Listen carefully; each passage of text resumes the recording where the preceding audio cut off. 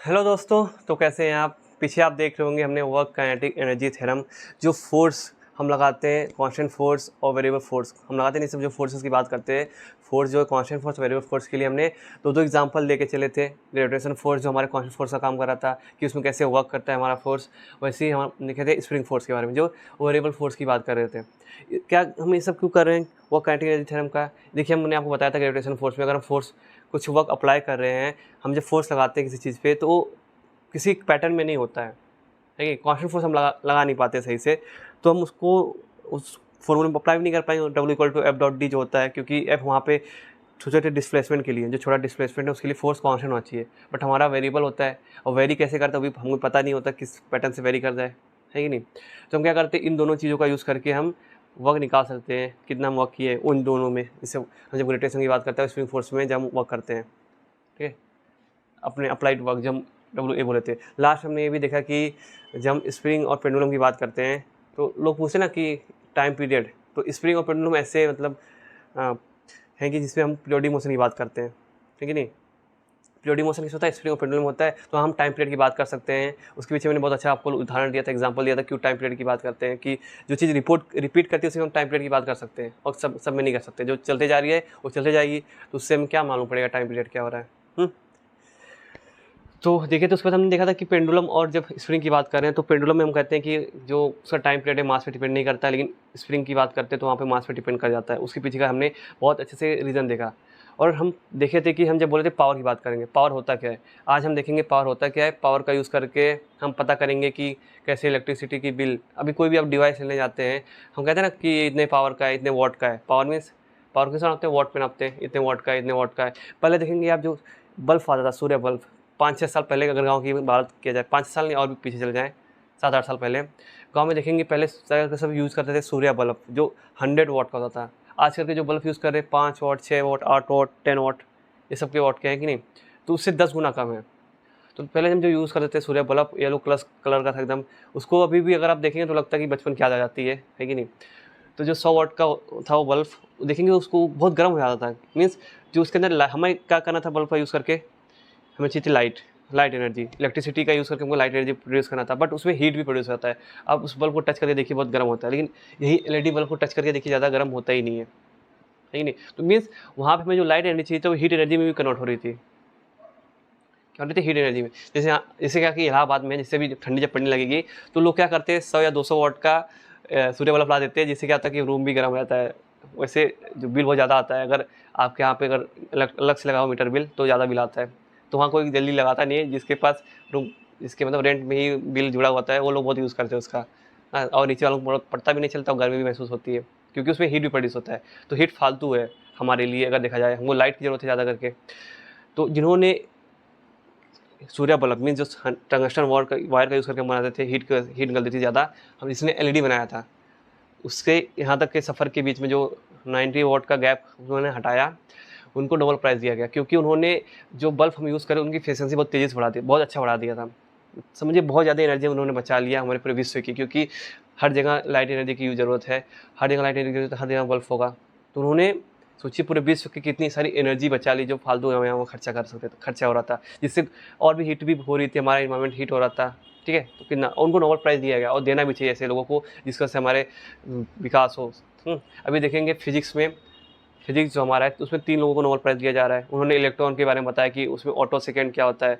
आप जानेंगे auto second क्या होता है, कुछ नहीं, 10⁻18 सेकेंड की जब बात करते हैं, अगर एक को मैं इधर कितनी बार जीरो लगाना है, 18 बार, अगर 18 टाइम्स अगर हम जीरो लगा दें जो बनेगा, है कि नहीं, मतलब इतना पार्ट जो सेकंड होता है उतना फ्रैक्शन उसका पार्ट। जैसे अभी हम बात करें 1/100 सेकेंड मीन्स 0.00 या 10⁻² सेकेंड होता है। तो जैसे ऑटो सेकेंड होता है जो 10⁻18 होता है, मगर एक पार्ट को मैं 1 के साथ 18 जीरो लगा के डिवाइड कर दूँ तो वो जो सेकंड होगा बहुत कम होता है, टाइम बहुत बहुत कम होता है। उस पर उन्होंने रिसर्च किया था तो उनको नोबेल प्राइज़ मिला है, आप जाके देख सकते हैं।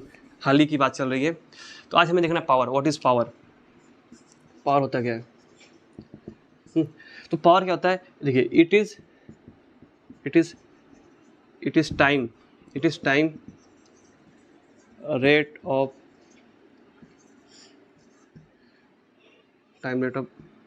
डूइंग वर्क या work done by force is set to be power due to the force. तो कोई भी अब काम को करते हैं, अगर मैं काम जो वर्क हो रहा है, अगर वर्क से टाइम को डिवाइड कर दूं, कितना टाइम लगा उस काम को करने, उसको हम पावर कहते हैं। आप देखिए, जो भी हम फिजिक्स में लगभग टर्म्स यूज़ करते हैं, आप नॉर्मली लाइफ में भी देखे होंगे। जैसे हम बोलते हैं ना कि आप एनर्जी कितनी है, एनर्जी की जब बात करते हैं तो आपको पता है एनर्जी क्या होता है, एबिलिटी टू डू वर्क, इसका डेफिनेशन है। इसका ब्रॉड डेफिनेशन लेकिन और अच्छी है, लेकिन इसका नॉर्मली मान के चलते हैं एनर्जी का एबिलिटी टू डू वर्क, कि हमारे पास एबिलिटी है कि नहीं काम करने की। अगर एबिलिटी है तो हम कहेंगे उसके पास एनर्जी है। जैसे भी कोई आपके घर में कोई लेजी बच्चा है, बोल दे भाई काम कर लो, वो बोलेगा अरे भाई कुछ एनर्जी है ही नहीं, कैसे काम करूँ। मीन्स बता रहा है अगर काम काम क्यों नहीं कर पा रहा, क्योंकि उसके पास एनर्जी नहीं है। अगर काम कर लेता तो बोलता हाँ ठीक है मेरे पास एनर्जी है, मैं काम कर सकता हूँ। ठीक, तो देखिए ये सब क्या है, ये सब नॉर्मली हम जो यूज़ करते हैं वो भी इसी में इंक्लूड है, बस थोड़ा सा से डिफाइन करना होता है। वैसे हम जब पावर की बात करते हैं, आप देखें ना, बोलेंगे वो देखो उसके अंदर बहुत ज़्यादा पावर है, बहुत जल्दी काम कर लेता है, इसके अंदर बहुत स्लो, बहुत लेजी है, बहुत आराम से काम करता है। वही काम करने में उसको बहुत तेज़, वही काम कर वो भी कर रहा है, वो भी काम ये भी कर रहा है, लेकिन वो बहुत तेज़ कर रहा है ना, तो इसके लिए उसके पास बहुत पावर है। ये धीरे कर रहा है, बहुत कम पावर है। एग्जाम्पल के तौर पर समझ सकते हैं, मान लीजिए एक पर्सन ए, एक पर्सन बी। मान लीजिए पुशअप की बात चल रही है, पुशअप मारना है, इसने 1 मिनट में 20 मारा पुशअप, इसने 1 मिनट में 5 पुशअप मारा, है कि नहीं। तो कहेंगे देखो ए के पास बहुत ज़्यादा पावर है, क्योंकि उसने सेम टाइम में बहुत ज़्यादा पुशअप मार लिया, ये बहुत स्लो मार लिया है, ये हो गया। आप देखिए, मान लीजिए कोई डंबल उठाना है, या डेड लिफ्टिंग इसको बोलते हैं, वेट उठाते ना जिम में, तो किसी ने 200 kg का वेट लिफ्ट कर लिया, किसी ने बस 100 kg का वेट लिफ्ट किया, तो बोलेंगे देखिए 200 kg जो उठाया उसके पास ज़्यादा पावर है। क्यों? क्योंकि उसने ज़्यादा वर्क किया, 200 को उठाने के लिए ज़्यादा काम करना पड़ेगा एज़ कम्पेयर टू 100, आधा समझिए, ठीक है। तो इस नॉर्मली था पावर की बात करते हैं। अगर हम उसको डिफाइन करते हैं तो कुछ टाइप का है, तो देखेंगे क्या होता है पावर।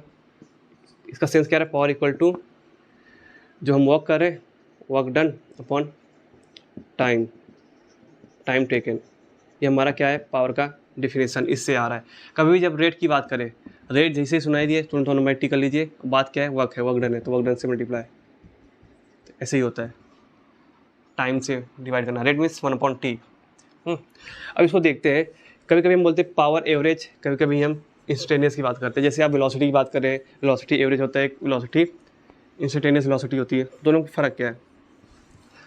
मान लीजिए कुछ काम को करने में यहाँ से यहाँ, मान लीजिए डेल्टा टी टाइम में काम कर रहे हैं, कुछ काम कर रहे हैं, ये डब्लू है नहीं, वर्क डन कितना करें, डब्लू, इसके कितने टाइम में, डेल्टा टी। अब पीछे वाला टाइम नहीं जोड़ना है, जिसके बीच का डिफरेंस बोला जाए, कब से कम काम कर रहे हैं उसके बीच का ही टाइम लेना है, डेल्टा टी, ठीक है नहीं। टाइम टेकन, इसको बोलते क्या, टाइम टेकन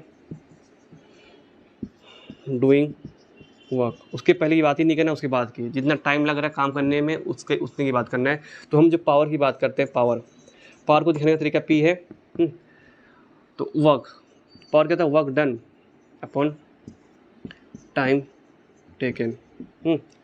तो वर्क डन क्या हुआ, W, time taken delta T, कितना टाइम लग रहा है। तो देखेंगे ये किसी दो इंस्टेंट की बात कर रहा है कि हाँ इतने के बीच में, इतने बीच में इतना मैंने काम किया है, इतना टाइम लगा है, डेल्टा टी टाइम लगा है हमें।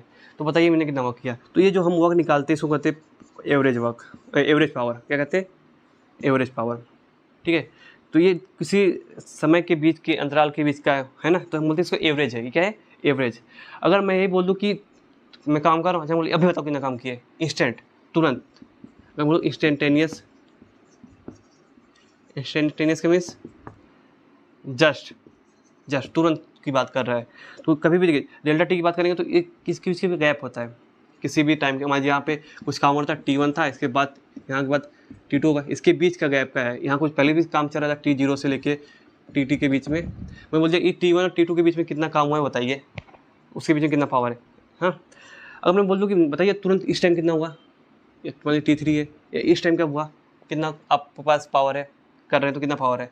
तो क्या होता है कि आप देखिए डेल्टा टी को अगर मैं 10/0 कर दूँ, क्या कर दूँ, डेल्टा टी इक्वल टू 10/0, तो जो डेल्टा टी इतना बड़ा था ये यहाँ पे आ जाएगा, टी के आसपास आ जाएगा, ठीक है, नियरली टी के आसपास आ जाएगा। जिससे देखिए जब डेल्टा टी की वैल्यू अगर हम 1 सेकंड लगते, तो अगर मान लीजिए यहाँ पे 10 सेकंड था तो ये 1 सेकंड की बात आ जाता। इसके लिए 10 सेकंड होगा, इस जो हमने इसको लेकर चले 10 सेकंड होगा, लेकिन अगर हम 1 सेकंड करते इतना जाता नज़दीक। अगर मैं उसको बोलता 0.1 सेकंड तो और नज़दीक आ जाता है, अगर 0.00 कर देता तो और नज़दीक आता है। तो डेल्टा 10/0 कर दूंगा, मीन्स T1 के बाद जो थोड़ा सा जस्ट, मान लीजिए T1 है, तो T1 के बाद क्या होगा, T1 प्लस 0.000 0.00000000 बहुत बार जीरो आएंगे तो 1 मीन्स लगभग हम इसी की बात करें, T1 की बात करें, इसके बीच से क्या हुआ भाई, T1 ही हुआ, समझिए, ज़्यादा टेंशन ना होगा। तो हम T1 की बात कर रहे हैं तो क्या होगा, डेल्टा टेंस जब जीरो करेंगे, इसे हम यहाँ पे लगा दें लिमिट, अगर दें क्या लिमिट, अगर हम पावर इंस्टेंटेनियस की बात करते हैं क्या होता है, ये लिमिट होता है, लिमिट क्या, अगर मैं डेल्टा टेंस टू जीरो कर लूँ तो क्या हो जाएगा, ये P average equal to limit delta tends to zero W upon delta T. जैसे डेल्टा टेंस टू जीरो होता है इसको हम डी टी कह देते हैं। देखिए दोनों का मतलब एक है, जब बड़ी चीज़ बड़ा डिफरेंस होता है डेल्टा टी दिखाते हैं, स्मॉल डिफरेंस के लिए डी टी दिखाते हैं। तो पी इंस्टेंटेनियस क्या जाएगा, क्या जाएगा डब्लू, अभी चेंज होगा कैसा, D W upon D T में चेंज जाएगा, है नहीं। और जो डी टी जब हम करेंगे वह कुछ आपको फंक्शन देगा टाइम का, तो आपको कुछ मिलेगा। आप जैसे मुझे इधर चाहिए तो टी मान लीजिए यहाँ पे 3 सेकंड था तो 3 सेकंड रख दीजिए, तुरंत आपको उधर वैल्यू मिल जाएगी, है कि नहीं। जैसे मतलब डेल्टा टेंस टू जीरो तो डी टी चेंज होता है। डी टी का ये मतलब नहीं कि आप कहीं का भी डिफरेंस उठा सकते हैं, नहीं। जब आप रखेंगे T1, इससे यहाँ पे कुछ वैल्यू आएगी, वहाँ पर अगर आपने T1 रख दिया तो आपको मालूम पड़ेगा पी इंस्टेंटेनियस T1 पे कितना हुआ। तो T1 से जो डेल्टा टी का काम करेगा, T1 से प्लस T1 प्लस 0.0 जो है हमारा, इसके बीच की बात करेगा, मीन्स T1 की ही बात करेगा, ठीक है। तो आप जिसकी वैल्यू चाहिए, जिस पॉइंट पे चाहिए, जिस इंस्टेंट पे चाहिए, इंस्टेंट मीन्स जिस इंस्टेंट पे, जस्ट किस टाइम पे चाहिए, तो उधर पुट कर दीजिए, आपको वैल्यू मिल जाएगी। तो ये होगा हमारा पी इंस्टेंटेनियस, है कि नहीं। ये हो गया हमारा पी इंस्टेंटेनियस। तो एक हमारा पी एवरेज हो गया, जो हमारा क्या है, work done upon delta T. एक पी इंस्टेंटेनियस, ये हम देखते हैं पहले से, या D W upon D T, ठीक है। ये हमारा एक एक्सप्रेशन हो गया, एक तरीका हो गया। अभी आपको पता है वर्क क्या होता है, एफ डॉट डी एक्स। अब देखिए हम डी एक्स को ले रहे हैं, आपको पता है वर्क क्या होता है, एफ डॉट डी होता है। डी मीन्स एक छोटा सा डिस्टेंस, बड़ा सा डिस्टेंस है, उसके बीच में फोर्स कांस्टेंट है। तो अगर हम बड़े के लिए बात करेंगे तो ये यूज़ करेंगे। अगर हम छोटे से डी डब्ल्यू की बात करें तो छोटे से डिस्टेंस में या डिस्प्लेसमेंट में हमारा फोर्स कांस्टेंट होगा, तभी हम ये लगा सकते हैं। तो हो सकता है हमारा फोर्स वेरी करे, तो सीधी सी बात है, जब वेरी भी कर सकता है तो हम ये लेके चलेंगे। तो डी डब्ल्यू हम देखे थे, इसकी वैल्यू होती है, अब देखेंगे ना कि हम और लिखे थे कि होता है डी डब्ल्यू, फिर हमने दिया था ऐसे एफ डी आर। अगर हम वन डायमेंशन की बात करें तो डी एक्स के लिए किस लिए है, ये वन डायमेंशन के लिए यूनिट वेक्टर है अलॉन्ग एक्स एक्सिस, है कि नहीं। अगर 3 डायमेंशन होता तो हम यहाँ पे डी आर लिख देते, तो हमको 1 डायमेंशन की बात करते हैं और डी एक्स चलते हैं, है कि नहीं। तो देखे थे हम लोग इसको ऐसे लिखे थे, हाँ। तो ये डी डब्ल्यू क्या हुआ, डी डब्ल्यू तो यही तो है, एफ डॉट डी एक्स। तो अगर डी डब्ल्यू मैं पुट कर दूँ क्या हो जाएगा, P instantaneous equal to F dot D X upon D T. तो देंगे हमारा एफ को इधर रहने दीजिए, देखिए डिफ्रेंशिएट नहीं कर रहा है, ये डिवाइड हो रहा है। तो डिवाइड को हम इसके साथ भेज सकते हैं, तो इसका सबसे बेस्ट के साथ भेज दीजिए, F dot D X upon D T.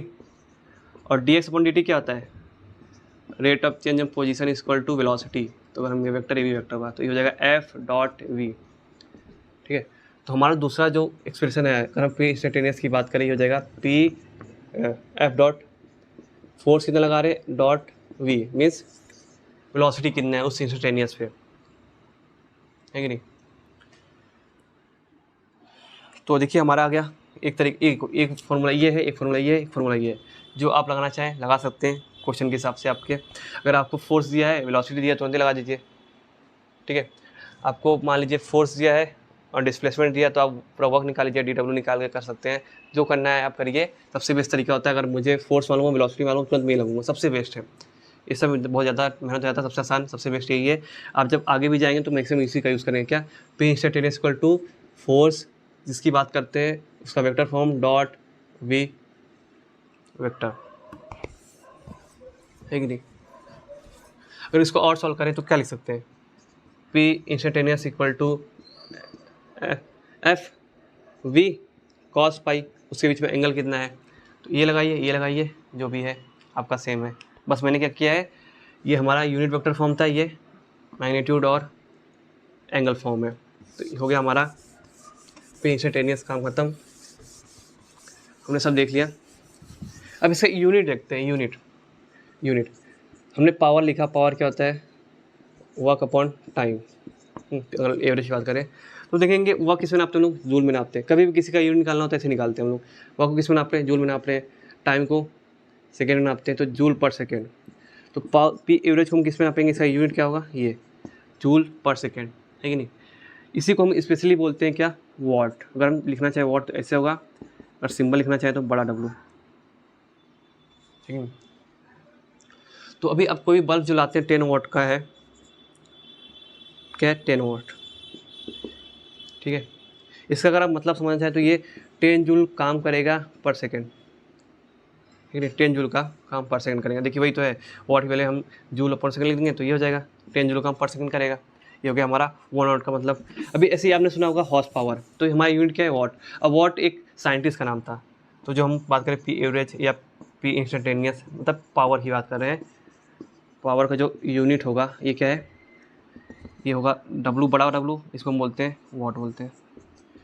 ये हम देखे थे जेम्स वाट, जेम्स वाट नाम सुने होंगे, जिन्होंने स्टीम इंजन की बात की थी, बनाई थी, है कि नहीं। उसकी एफिशिएंसी बहुत अच्छे से बढ़ाए थे, इसलिए एफिशिएंसी मीन्स कि बहुत ज़्यादा प्रोडक्टिविटी हो, आउटपुट हमें ज़्यादा मिले, इनपुट जितना मिले उससे ज़्यादा आउटपुट, मतलब ज़्यादा नहीं मिलेगा, इनपुट जितना दे रहे हैं उससे हमें अच्छा आउटपुट मिले, है कि नहीं। पहले कम मिला होगा, उससे ज़्यादा आउटपुट जब मिलता है, किससे, पहले की अपेक्षा, ना कि इनपुट से, है कि नहीं। इनपुट से भी ज़्यादा आउटपुट मिलेगा ही नहीं आपको, ठीक है। जितना इनपुट दे रहे हैं उससे उसके यूज़ करके हम अच्छा आउटपुट निकाल लें, मीन्स एफिशिएंसी बढ़ा दें। तो वही काम कौन किया था, जेम्स वाट ने स्टीम इंजन के लिए। इन्हीं के हॉनर में, इनके रिस्पेक्ट में हम इसका यूनिट अवार्ड देते हैं, ठीक है। सोचिए ऐसे लोग इमॉर्टल हो जाते हैं। इमॉर्टल मीन्स अमर हो जाते हैं। कैसे, आपने अगर कोई थ्योरी खोजी है, रिसर्च कर लिए, तो क्या होता है कि आपकी थ्योरी ज़िंदगी भर चलती है। जैसे अभी क्या होता है, न्यूटन की बात करते हैं, न्यूटन हमेशा के लिए चलेंगे ना। कभी भी जब साइंस की बात होगी तो शुरुआत न्यूटन से होगी, और भी गैलीलियो इनसे भी होगी। न्यूटन थोड़े ज़्यादा फेमस है क्योंकि उन्होंने बहुत जगह अपने कंट्रीब्यूशन दिए हैं। कभी भी बात होगी, हाँ पहले एक न्यूटन थे जिन्होंने एप्पल देखता गिरे देखे, फिर आइंस्टाइन थे, और भी बड़े बड़े साइंटिस्ट थे, फ्रैंक हो गए, वॉट, जेम्स वॉट, सभी साइंटिस्ट सेम है, लेकिन कुछ एक्स्ट्राऑर्डिनरी लोग थे जिन्होंने एक्स्ट्राऑर्डिनरी चीज़ें दी थी। तो वो हमेशा के लिए होंगे। देखिए उनका नाम हो गया इधर वॉट, कभी हटेगा नहीं, हटेगा। अब जबरदस्ती हटा तो बात की बात, लेकिन उससे हटना नहीं चाहिए।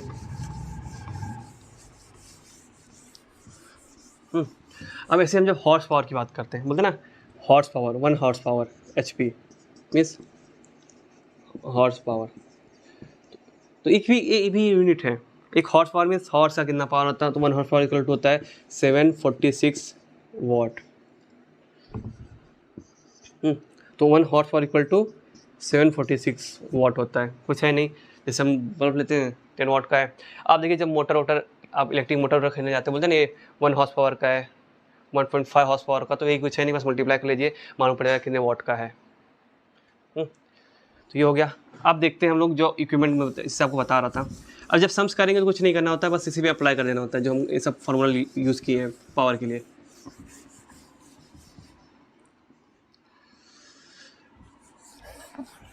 आपने सुनेंगे ना कि आज मेरे घर, मतलब हमने इतना 60 यूनिट इलेक्ट्रिसिटी का यूज़ किया है। तो ये यूनिट क्या होता है, हम जो यूनिट यूज़ करते हैं, ये यूनिट मतलब तो अलग होता है। यूनिट में किस में मेजर कर रहे हैं, लेकिन हम इलेक्ट्रिसिटी बिल की बात करते हैं, जो नॉर्मली घरों में दूसरे 1 यूनिट इलेक्ट्रिसिटी का यूज़ हुआ है। इसका मतलब होता है कि हमने 1 kilowatt hour, 1 kilowatt our.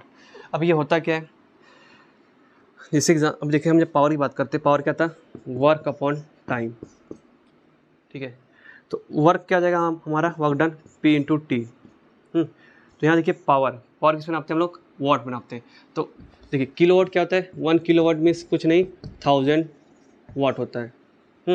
Hour means समय की बात कर रहे हैं। तो देखिए ये P है, ये P का यूनिट है, ये टाइम का यूनिट है। मतलब जो हम यूनिट की बात करते हैं क्या, ये वर्क है।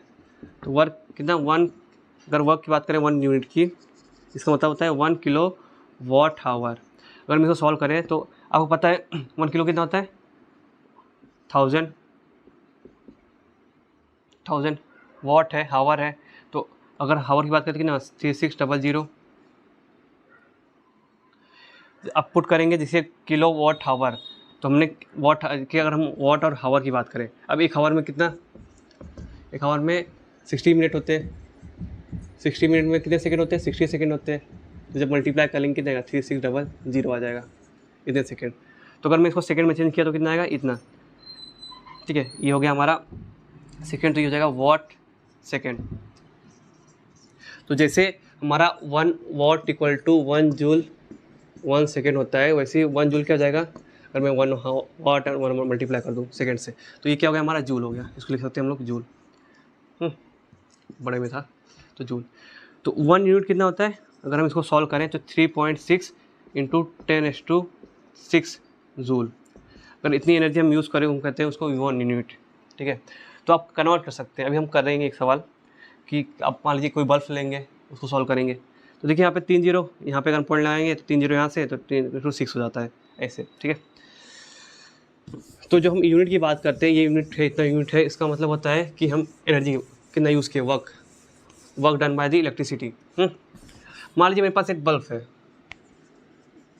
है कितना? 10 वाट का। हमने उसको दिन में मान लीजिए 20 आवर यूज़ कर रहे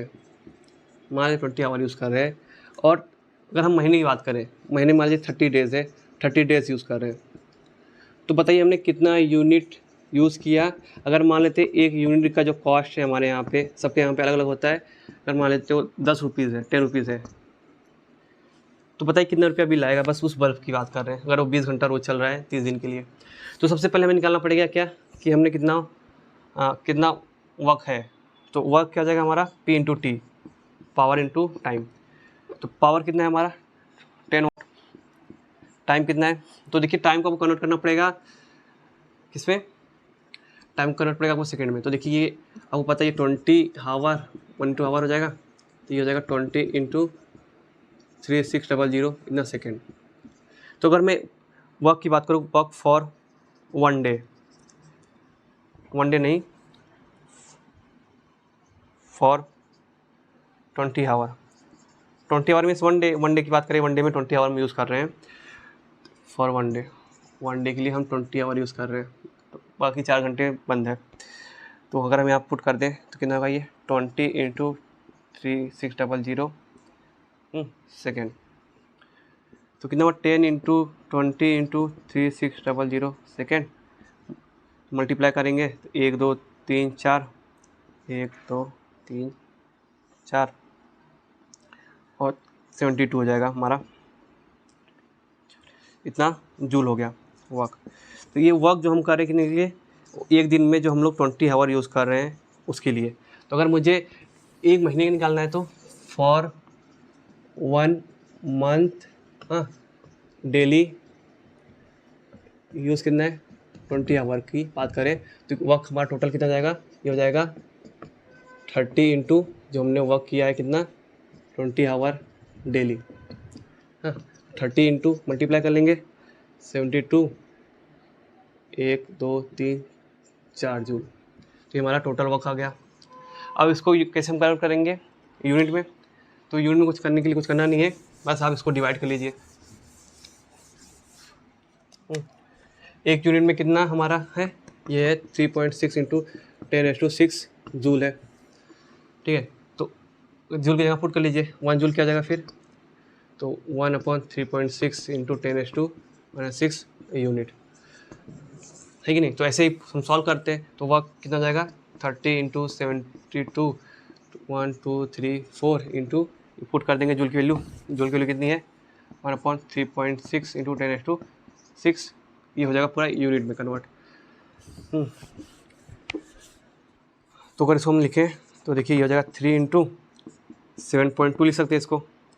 1 जीरो यहाँ से, 1 2 3 4 यहाँ से, एक पॉइंट लगाने की वजह से ये मतलब 10⁶ हो जाएगा यहाँ पे। नीचे 3.6 इंटू 10⁶ यूनिट।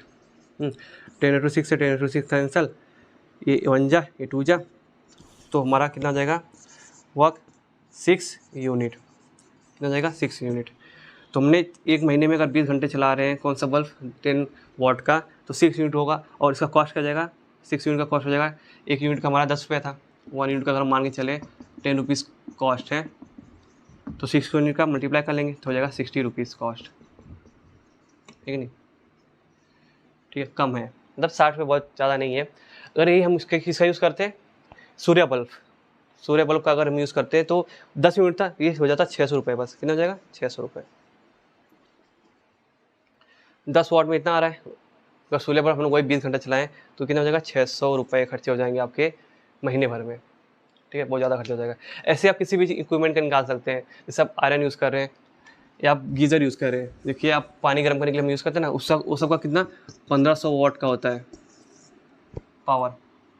तो मान लीजिए एक हावर के लिए भी यूज़ कर रहे हैं, तो अगर आप उसको निकाल सकते हैं, कैसे हो जाएगा वो, एक हावर मीन्स 3600 सेकेंड, तो 1500 वाट का मल्टीप्लाई हमारा वर्क कर जाएगा, वर्क होता है P इंटू टी, 1500 3600 हो जाएगा हमारा जूल। मान लीजिए एक दिन में इतना यूज़ कर रहे हैं, अगर मुझे पता करना है 30 दिन के लिए तो 30 से मल्टीप्लाई कर लेंगे, 3500 3600। अगर इसको यूनिट में कन्वर्ट करना है तो 3.6 × 6 से मल्टीप्लाई कर देंगे, डिवाइड कर देंगे, ये यूनिट में जाएगा, ठीक है। तो सॉल्व कर लेते हैं इसको, तो ये इसका इससे डिवाइड करेंगे तो ये हो जाएगा 1000।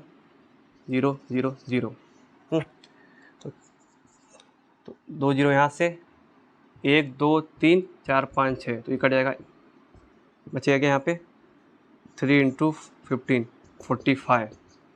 45 आ जाएगा, 45 यूनिट। तो 45 यूनिट का कितना जाएगा कॉस्ट निकालेंगे तो इंटू 10 450 रुपीज़। तो अगर आप गीज़र जिसका 1500 वाट पावर है अगर यूज़ कर रहे हैं आप एक दिन में 1 घंटा बस यूज़ कर रहे हैं तो कितना आएगा आपका बिल 30 दिन में 450 रुपये। नहीं, ऐसे ही आप किसी भी इक्विपमेंट का निकाल के, अगर चाहे तो अपने घर के एक एक इक्विपमेंट का निकाल लीजिए, आप पता करिए कितना यूज़ हो रहा है, तो आप पता कर सकते हैं एस्टीमेट वैल्यू कितनी होगी, ठीक है। तो बस आज के लिए इतना ही, कुछ सम करेंगे इस टॉपिक पे जो हम पढ़े हैं, work and kinetic energy theorem या वर्क एंड काइनेटिक एनर्जी। उसके बाद हम अगले चैप्टर की मूव करेंगे। बस आज के लिए इतना ही।